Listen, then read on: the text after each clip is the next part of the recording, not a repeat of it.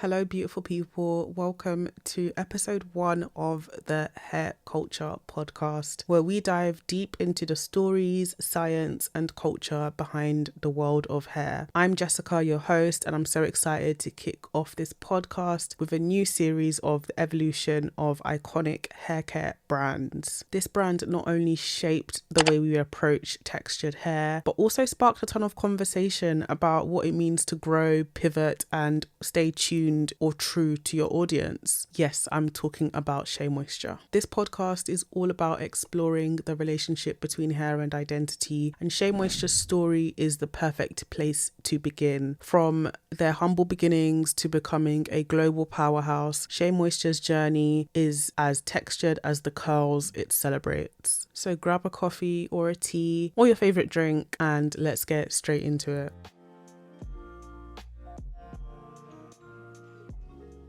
Shea Moisture's story begins in Sierra Leone with Sophie Tucker, the grandmother and father of Richelieu Dennis. Sophie made and sold shea butter in West Africa in the early 1900s, passing down both the craft and entrepreneurial spirit to her grandson. Fast forward to 1991, Richelieu, a recent college graduate, and his mother, Mary Dennis, began selling handcrafted shea butter products on the streets of Harlem. It was their way of supporting their family after being displaced by civil war back home. Now, I don't know about you, but there's something inspiring about Shea Moisture's grassroots beginnings, and that's what makes their story stand out right from the start.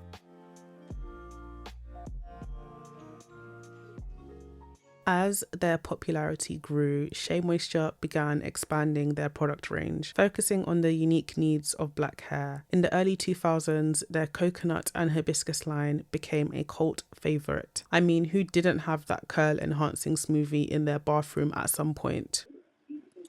You can find these products at Target. They're exclusively at Target, I believe. I've never seen them anywhere else. But Target.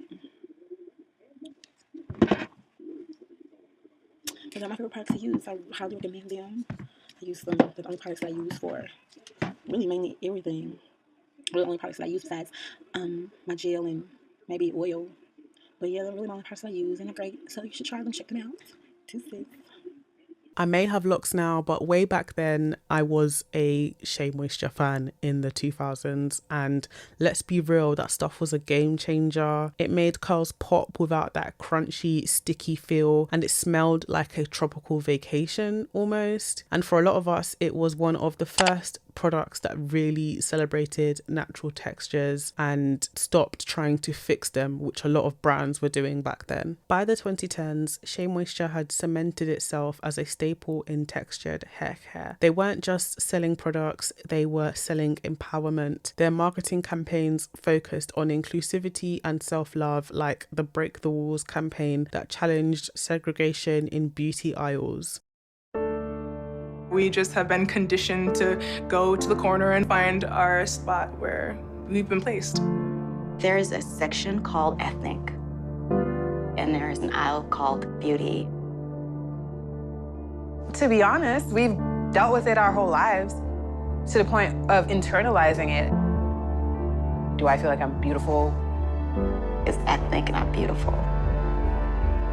When I go to the beauty aisle, I feel secluded and out It's of been place. frustrating. This is just the way it is. How can I break down those walls?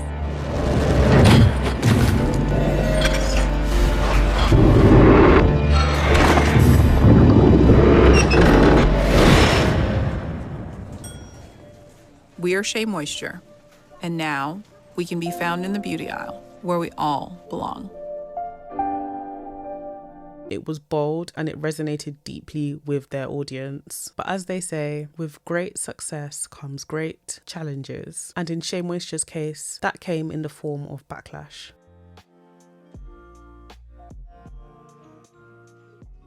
In 2017, Shea Moisture launched a commercial aimed at celebrating hair love, but many viewers felt that it missed the mark. In my hair, and then I'd just be walking and there'd be like little paper balls in my hair. I hated it because it's like, oh, I have this, and people make fun of me for it.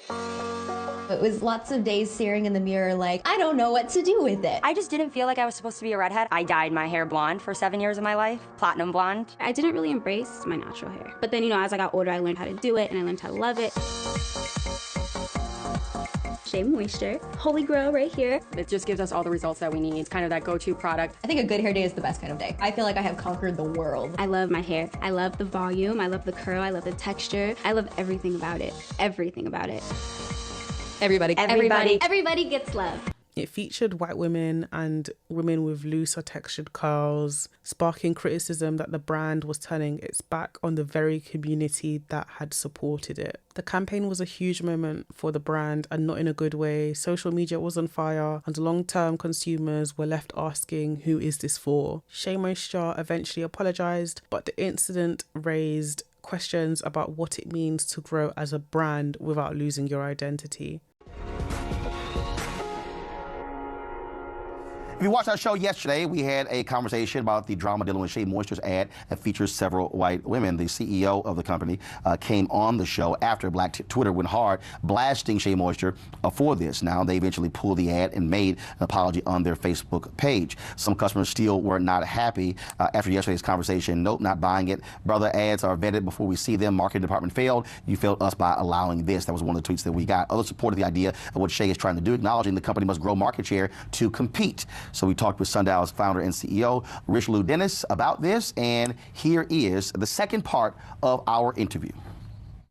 So Richelieu, what was interesting about this whole issue with the ad that you guys put out, I saw all these comments on my timeline, and I began tweeting out, and you saw these different perspectives.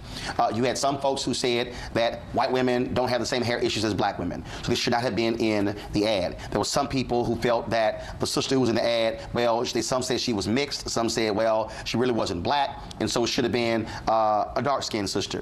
Others talked about discrimination when it came to hair texture. And so it was a whole lot of elements, a whole lot of things that were going on. And then I had some other sisters who posted a second ad that you guys also released. Take a look. I got my hair chemically straightened when I was 6 years old.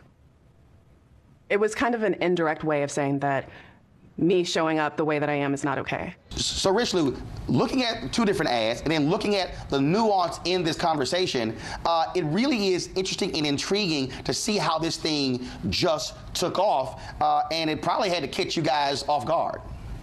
Yeah, I mean, I think this is a very culturally important conversation, and natural hair and black women in hair is a very important part of our culture and expression of self. And so anything that doesn't show an understanding of that, I think would receive this type of these types of responses.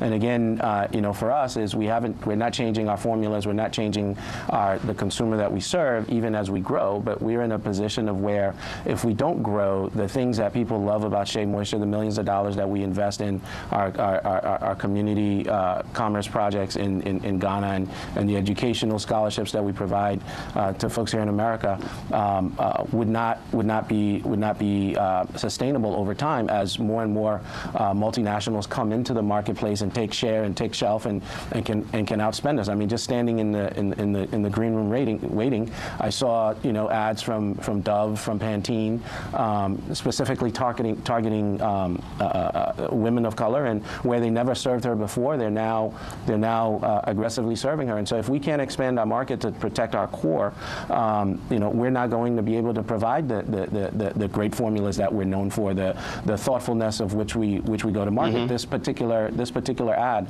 was one post in a series of 24 to talk about the varying need states of hair and the products that could solve that. And so I think seeing this one by itself in the way that it appeared certainly was what sparked, I think, a lot of the debate and a lot of the conversation. Davis? Well, so, I'm a black woman. I clearly have natural hair. I have to say that when I saw the ad, I was confused. I originally thought, when I'm looking at like 4 different white women in the ad who are complaining about either being a redhead or a blonde, which, I'm not. Right. It made me think that maybe this isn't the right product. I mean, just the brand dissonance did not make sense to me. I thought I was mistaken, number one. And then when I figured out that I wasn't mistaken, that it really was your product, the next major question I had in my mind was, who approved this ad? I mean, were there any black women in the room when somebody took a look at this before it was made public? Yeah. So again, this was a adjumentary, if you will, or a documentary, if you will, of a series of over 24 women and their hair stories. And when it came out of, I guess the editing and the cutting, even though we had seen all of the content, we just hadn't seen that sequencing, right? And so that particular sequencing and that particular one got missed. But there's another dozen of them that is not the case. That is just talking about. So this was not intended to say, hey, the struggles of a woman with red hair is the same as the struggles of a woman with blonde hair, or is the same as the struggles with a woman with 4C hair, right? It's just really hard for me to imagine a woman with blonde hair having struggles, to be perfectly honest, in a society that privileges that. Exactly. But my question is, it seems to me somebody would have to approve this before it was released. Yeah, so as I said, the series had been approved, but when it actually got cut up for the small snippet that goes onto social media, that was missed. So nobody saw that, or nobody in our approval process saw that before it hit. And so the thing is about, and again, this wasn't, as I said, to compare struggles or to talk about struggles as much as to talk about need states, right? What do I need for my hair versus what somebody else needs for their hair? But the way that it was executed, I certainly can see how, not I can see it, it's very clear how this conversation would have to occur, because what's really happening is we as a community and black women as a whole have moved this culture forward around hair, right? And what we're really trying to not do is to lose the momentum that we've gained and the accomplishments that we've had around your being able to wear your hair the way that you want to wear it. And we've been fighting that struggle with black women for 25 years. And what we're saying is we're not getting away from that. We're not changing formulas. We make over 150 hair products, but I think right now we're over 170 hair products for many different need states. But if we're not allowed to grow, we won't be able to keep innovating. You will end up back. So if you remember, back in the 70s and in the 80s, we had black hair care companies, black-owned hair care companies. They all got bought, right? And they stopped innovating, and all you could find on the shelf were relaxers. Yeah.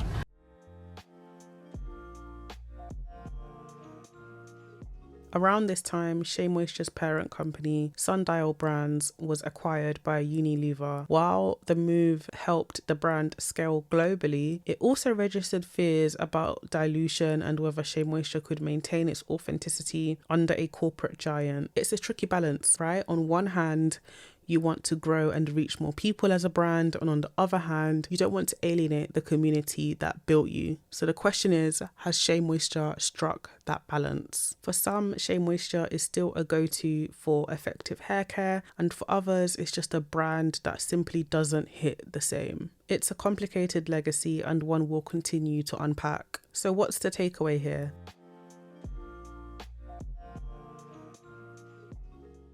I think it's this. Shea Moisture's journey reflects the complexities of being a brand rooted in culture and community while navigating mainstream success. Hi, Editing Jessica here. I just want to make it really clear that I think Shea Moisture has done what it can and continues to do what it can. I think Shea Moisture in 2025 is a completely different Shea Moisture to what it was when it first sold to Unilever. And I think because of that, it might be why there's not that much discussion around Shea Moisture. I think Shea Moisture has a really convincing legacy. It's done so much in the space, and I think Shea Moisture is really kind of a pioneer, and it never had anything to kind of compare itself to, which I think is a really big point. When we look at straighter hair brands or brands catered mostly to straight hair, you do notice that there is a lot for them to compare themselves against. There is a lot of kind of a play-by-play on what to do and what not to do. And unfortunately, Shea Moisture just didn't have that. And that is the curse of being the very first thing that is coming to market in a big way, with a huge audience, with that focus. So with that being said, I do feel like we have to kind of give Shea Moisture some grace. And I think, you know, in 2025, it seems like people, although we're worried about the sellout to a bigger corporate, I think we're now in a position where we've come to accept it in the natural hair space, from what I've gathered, from what I'm seeing online. But at the same time, because there's so much choice now, Shea Moisture is not the only thing on the market that is good, quote unquote.